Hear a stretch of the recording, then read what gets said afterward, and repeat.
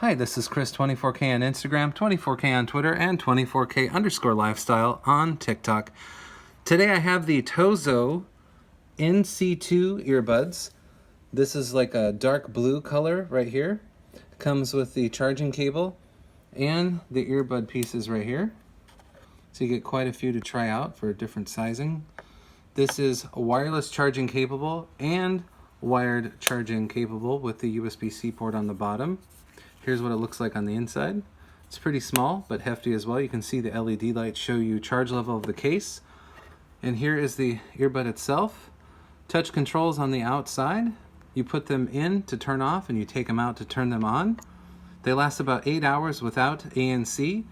It has a hybrid ANC with 3 microphones.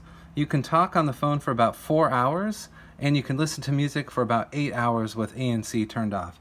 It also has a transparency mode as well. And this is from TOZO, and these are the NC2 earbuds. They're available now. Please subscribe to the channel. We appreciate positive comments and, of course, thumbs up.